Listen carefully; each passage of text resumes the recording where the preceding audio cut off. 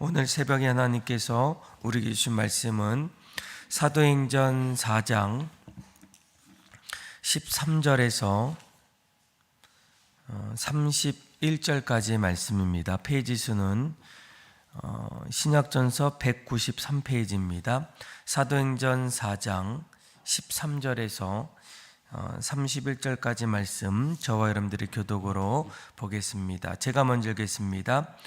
그들이 베드로와 요한이 담대하게 말함을 보고 그들을 본래 학문 없는 범인으로 알았다가 이상히 여기며 또 전에 예수와 함께 있던 줄을 알고 병나은 사람이 그들과 함께 서 있는 것을 보고 비난할 말이 없는지라 명하여 공회에서 나가라 하고 서로 의논하여 이르되 이 사람을 어떻게 할까? 그들로 말미암아 유명한 표적 나타난 것이 예루살렘에 사는 모든 사람에게 알렸으니 우리도 부인할 수 없는지라 이것이 민간에 더 퍼지지 못하게 그들을 위협하여 이후에는 이 이름으로 아무에게도 말하지 말게 하자 하고 경고하여 도무지 예수의 이름을 말하지도 말고 가르치지도 말라 하니 베드로와 요한이 대답하여 이르되 하나님 앞에서 너희의 말을 듣는 것이 하나님의 말씀 듣는 것보다 옳은가 판단하라. 보고 들은 것을 말하지 아니할 수 없다 하니 관리들이 백성들 때문에 그들을 어떻게 처벌할지 방법을 찾지 못하고 다시 위협하여 놓아 주었으니 이는 모든 사람이 그된 일을 보고 하나님께 영광을 돌림이라. 병나은 사람은 40여 세나 되었더라. 사도들이 노임에 그 동료에게 가서 제사장들과 장로들의 말을 다 알리니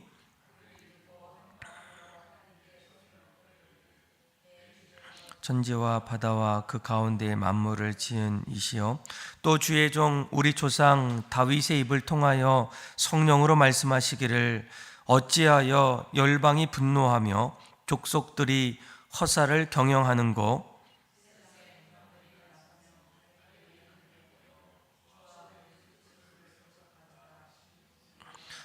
과연 헤롯과 본디오 빌라도는 이방인과 이스라엘 백성과 합세하여 하나님께서 기름 부으신 거룩한 종 예수를 거슬러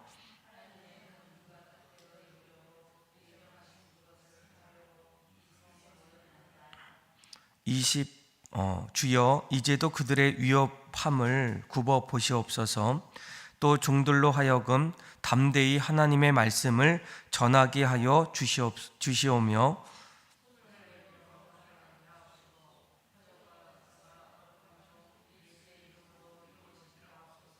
같이 읽겠습니다. 빌기를 다음에 모인 것이 진동하더니 무리가 다 성령이 충만하여 담대히 하나님의 말씀을 전하니라. 아멘. 교회가 세워지고 난 이후에 끊임없이 전도 사역이 이루어집니다.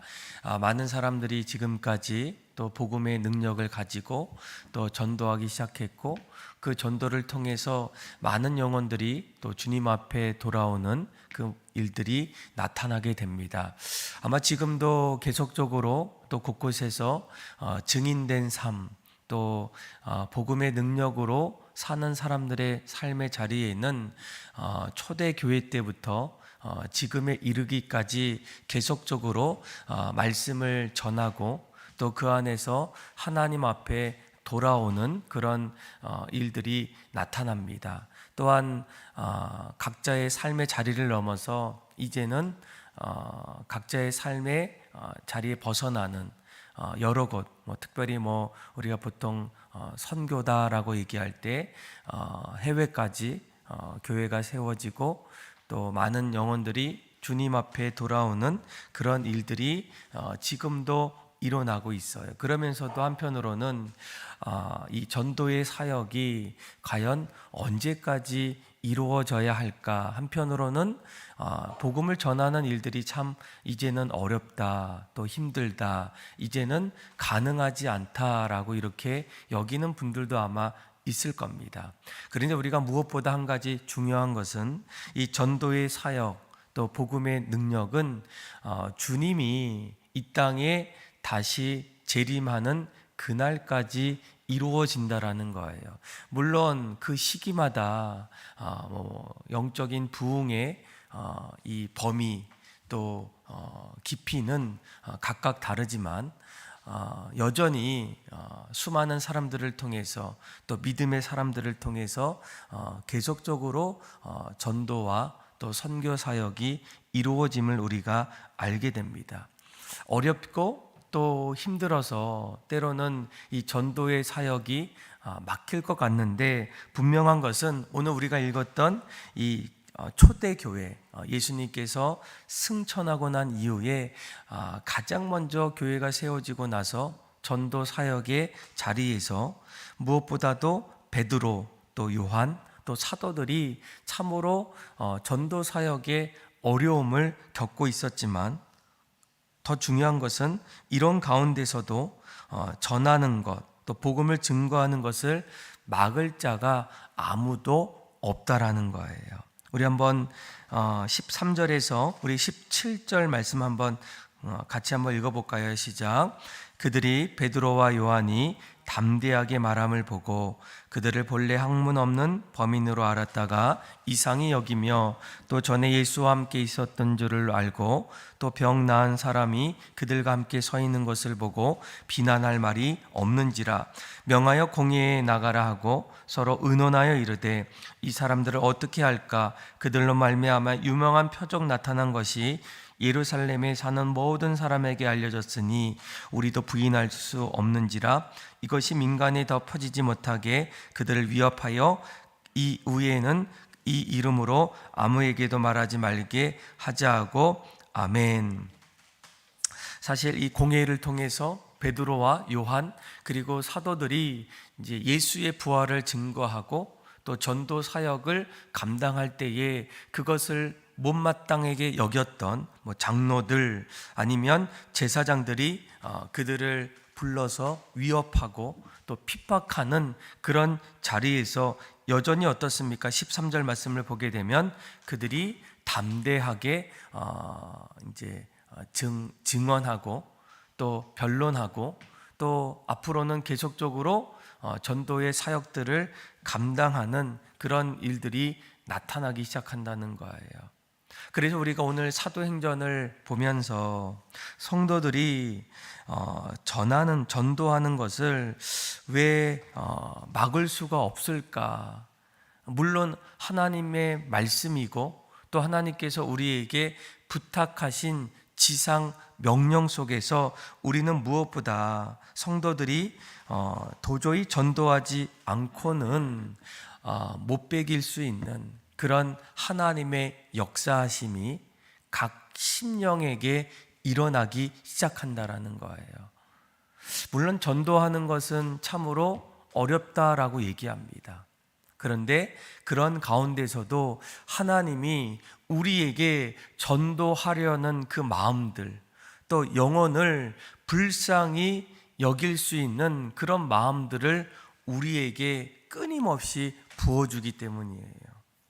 아마 우리가 예레미야 말씀을 보게 되면 이 예레미야 선지자는 50년 동안 그 이스라엘을 이제 선지자로서 활동하게 됩니다. 그 5명의 왕들이 이제 바뀌는 그 자리에서 마지막 이 다윗의 왕조가 이제 마치는 그 끝자락에서 이스라엘 백성들이 하나님 앞에 죄를 범하고 결국 바벨론으로 끌려가는 그런 가장 어려운 시기에 예레미야가 선지자로 활동하게 됩니다. 하나님께서 이스라엘 백성들을 통해서 너희들이 말씀을 돌이키지 않고 하나님 뜻대로 살지 아니하면 반드시 하나님께서 심판하시겠다라는 이 말씀을 예레미야 선지자가 선포하는 그 가운데서도 여전히 그 상황은 그렇게 넉넉하지가 않았다는 거예요. 그래서 우리가 이 예레미야 선지자를 한마디로 눈물의 선지자다 이렇게 얘기합니다. 아무리 얘기해도 이스라엘 백성들이 듣지 않아요. 오히려 귀를 막고 하나님 앞에서 범죄하는 그런 일들, 아마 우리 같아서는 이제는 더 이상 내 일이, 나의 어떤 역할이 없구나, 아무리 얘기해도 듣지 않고 또 다시 돌아오지 않는 그때에 어떻게 이런 복음 사역들을 계속적으로 감당할 수 있을까? 그런데 예레미야 20장 말씀을 보면 예레미야가 어느 날 이런 고백을 드리게 됩니다. 내가 다시는 여호와를 선포하지 아니하여 그 이름을 말하지 아니하리라 하면 나의 중심이 불붙는 것 같아서 골수에 사무치니 답답하여 견딜 수가 없다라는 거예요.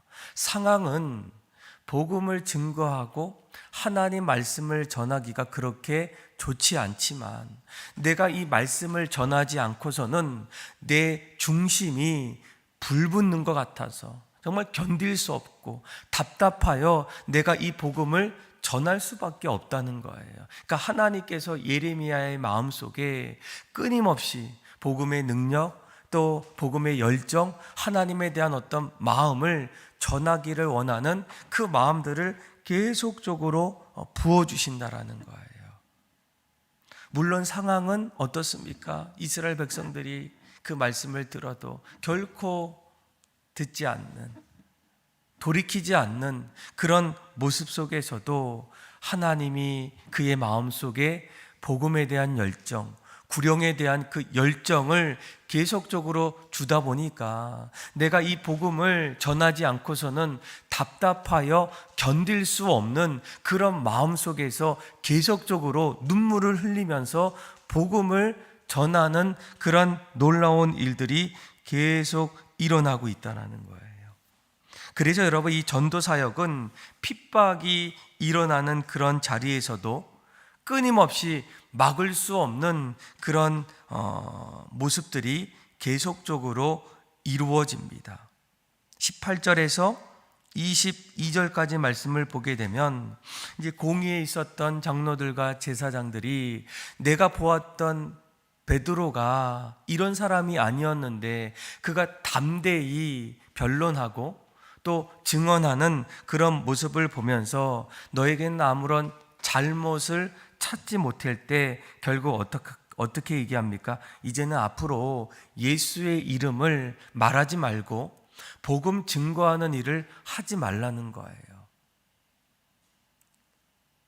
그 시대에 이제 소위 대세, 수많은 사람들을 중심에 제사장과 장로들의 이러한 거침없는 그런 위협 속에서 베드로와 요한이 뭐라고 얘기합니까? 우리 한번 18절에서 우리 22절까지 말씀 같이 한번 읽어볼까요? 시작.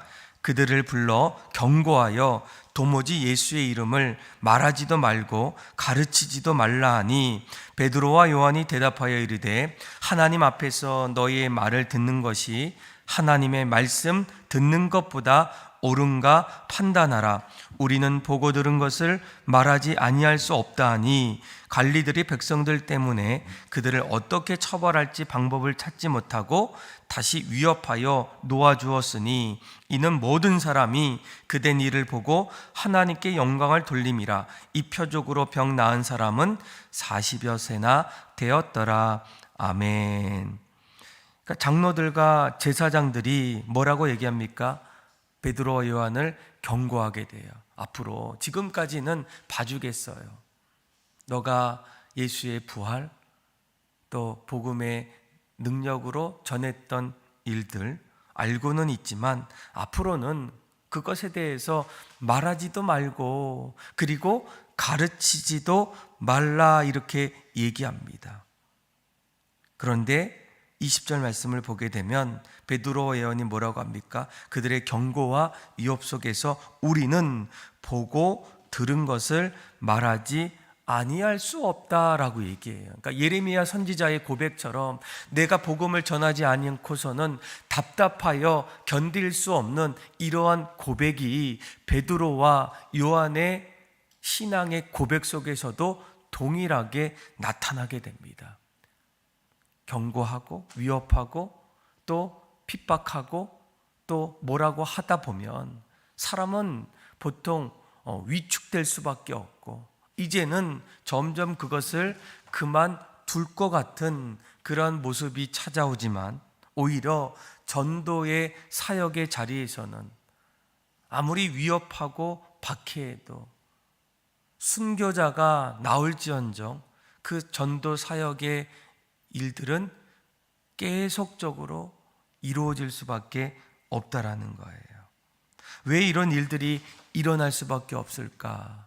바로 우리가 오늘 말씀을 조금 더 읽어보면 결국은 이러한 전도의 사역 속에서 하나님 앞에 끊임없이 기도하는 그 믿음의 동역자들의 이 동역의 사역들이 그 안에 있기 때문이에요. 우리 한번 23절부터 말씀을 하나하나 보게 되면 이제 사도들이 그 공회에서 이제 모든 일들을 다 마치고 함께했던 그 사람들 곁으로 동료에게로 이제 찾아갑니다. 23절에 보니까 사도들이 노임에 그 동료에게 가서 제사장들과 장로들의 말을 다 알리게 됩니다. 지금까지 있었던 이야기들을 하나하나 이제 다시 설명하기 시작해요. 그런데 24절에 보니까 그들이 그 말을 듣고 한 마음으로 하나님을 찬양하고 경배합니다.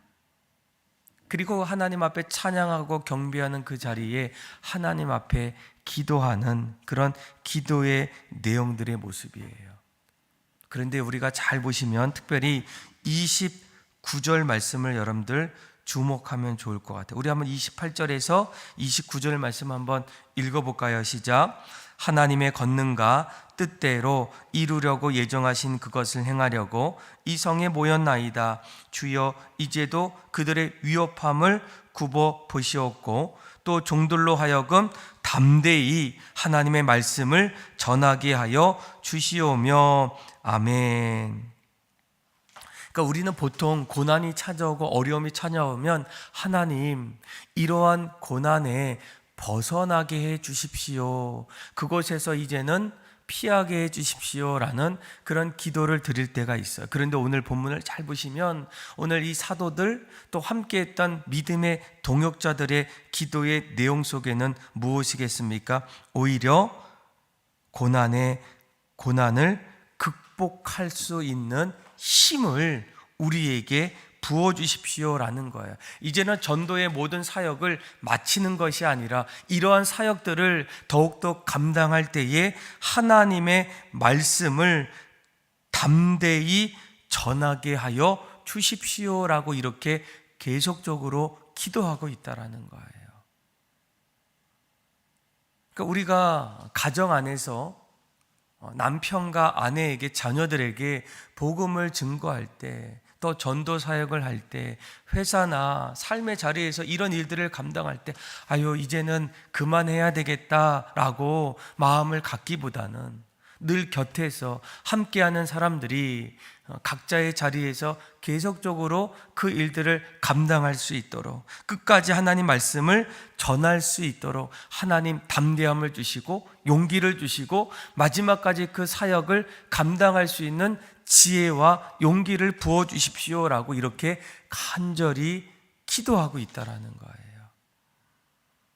이러한 일들이 우리의 삶의 자리에 나타나기 시작할 때 이러한 전도의 사역은 계속적으로 이루어질 수밖에 없다라는 거예요. 그래서 정말 이 필드에 나가서 이제 전도의 현장에서 전하는 사람들, 또 예수를 믿으라고 선포하는 사람들도 필요하지만 그 일들을 감당하면서 끝까지 나아갈 수 있는 그 자리에 그들을 위해서 기도하는, 그들이 끝까지 그 복음의 능력으로 살 수 있도록 동역하는 이 기도의 자리도 반드시 필요하다라는 거예요.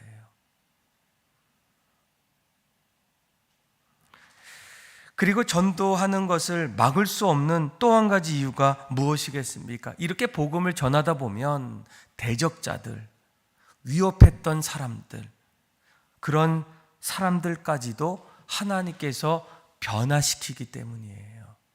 처음에는 인정하지 않고 부정하고 오히려 망하기를 간절히 원했지만 놀라운 것은 어느 날부터 그 사람이 복음 앞에서 변화되기 시작하고 이제는 내가 무엇을 해야 될지를 깨달았을 때 그 또한 어떻습니까?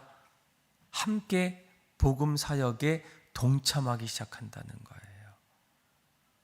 나 혼자 전도할 줄 알았는데 어느 날부터는 내가 복음을 전했던 그 사람이 나와 함께 그 일들을 감당하기 시작하는 일들이 나타나게 돼요.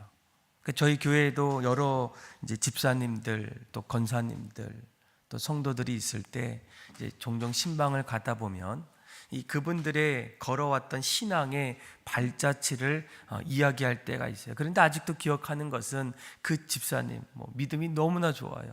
어떻게 그런 마음을 가질 수 있을까? 그런데 그 집사님이 이런 얘기를 하더라고요. 목사님, 제가 어떤 사람인지 아셨습니까? 잘 모르시죠? 제가 사실은 저도 처음에 예수를 믿기 전에 저희 집에 이렇게 전도하러 오는 그런 사람들이 있으면 가장 경멸히 여겼던, 그래서 문을 열어주면 막 소금을 뿌리셨다는 거예요. 아우, 재수 없어요. 왜 여기까지 왔습니까? 나가세요. 다시는 오지 마세요. 이렇게 얘기했던 그 사람이 바로 목사님 저예요. 이렇게 얘기해요. 그리고 지금은 오히려 사람들 만날 때마다 또 새로운 사람 만날 때마다 꼭 교회 나가십시오. 예수 믿어야 됩니다. 하나님 앞에 서야 합니다. 이런 아름다운 증언들을 감당하는 분이십니다. 그러니까 이러한 전도의 사역이 여기까지 마칠 것 같은데 놀라운 것은 하나님께서 그 영혼을 변화시켜 주셨을 때 그 영혼이 이제는 더 이상 내가 전하지 않고서는 답답하여 견딜 수 없는 그런 마음을 가지고 이제 그분 역시도 복음을 증거하기 때문이에요. 그래서 이러한 일들이 일어나기 시작할 때 오늘 말씀 끝자락에 뭐라고 얘기합니까? 31절 말씀을 보게 되면 빌기를 다음에 모인 것이 진동하더니 무리가 다 성령이 충만하여 담대히 하나님의 말씀을 전하리라 라고 말씀하고 있어요. 그러니까 성령이 충만한 사람들, 하나님이 내 안에서 역사하시고 내 삶을 이끌어 가시는 그 자리에서는 우리가 어떻습니까? 담대히 말려도 담대히 하나님 말씀을 전하는 일들이 나타난다는 거예요. 아마 저도 어렸을 때 이제 길거리에 나가다 보면 이제 이렇게 사람들이 외치잖아요. 예수 천당, 불신지요. 근데 오늘날에 많은 사람들이 얘기합니다. 그렇게 전도하면 사람들이 이제는 오히려 거부 반응을 가지고 교회를 더 핍박하고 싫어할 것 같아요 라는 거예요. 그래서 많은 사람들이 전철이나 공공장소에서 그렇게 하는 분들이 이제는 거의 찾아볼 수가 없어요. 전하는 것도 참 어렵다. 그런데 놀라운 것은 무엇입니까? 지금도 이렇게 지나가다 보면 이제는 불신지옥, 예수 천당 이런 외치는 어떤 이야기들은 들려오지 않지만 점점 전도의 방식을 달리해서 이제 피켓을 들고 얘기는 안 하지만 사람들이 지나갈 때에 눈으로 그것을 볼 수 있도록 전도하는 분들이 있어요. 그래서 저도 차를 타다가 이제 가정동에 가다 보면 꼭 그 오거리에 이제 큰 어떤 도로 위에 여러분들도 보신 분들이 아마 있을 수도 있어요. 하루 이틀이 아닙니다. 갈 때마다 순서를 정해서 그렇게 전하는 분들이 있어요.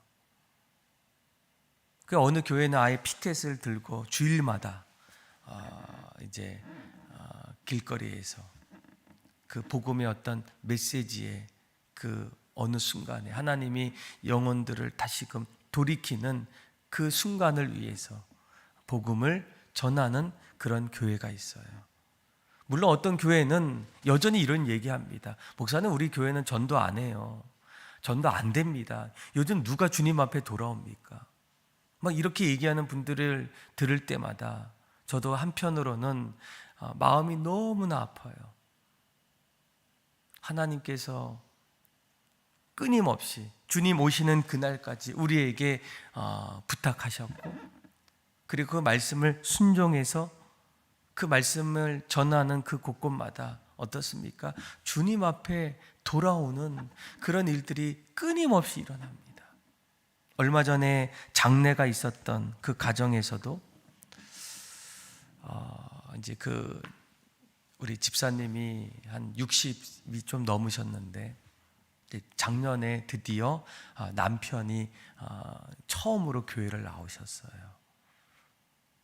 물론 이제 건강이 조금 좋지 않아서 이제 이런저런 이유로 처음에 교회 발걸음을 인도했는데, 이제는 지난번에 장례를 가보니까 그 남편 되시는 분이 목사님 이제 꼭 시간 될 때 나오세요라고 얘기하니까 이렇게 고개를 끄덕이시면서 이제 이렇게 대답하시더라고요.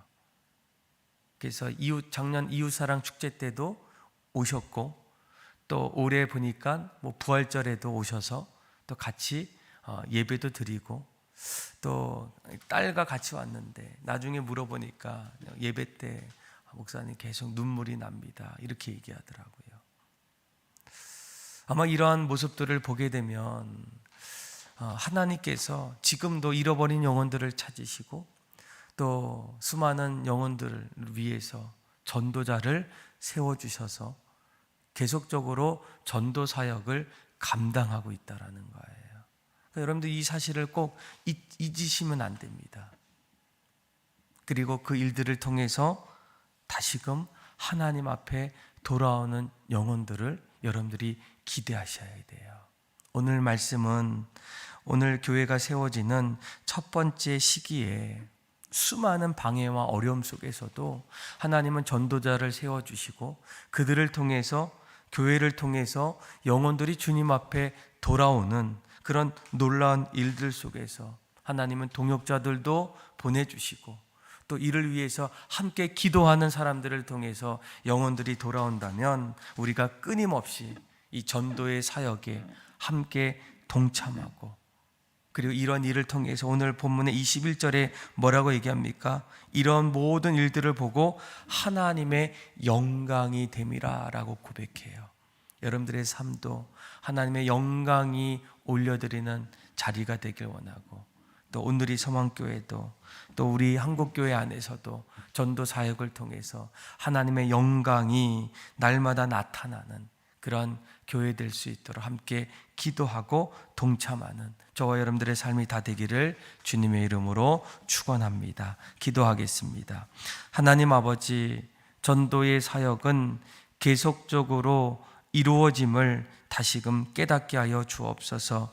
우리의 생각으로 바라보지 않게 하여 주시고, 주님께서 부탁하시고, 또한 성령을 통해서 우리의 마음에 담대함과 용기와 믿음을 주셔서 지금도 전도의 현장에서 복음을 증거할 때에 많은 영혼들이 다시금 주님 앞에 돌아오는, 그래서 이를 통하여 하나님의 영광이 나타나게 하여 주옵소서. 그렇게 역사하실 그 주님을 찬양하며 예수님의 이름으로 기도합니다. 아멘.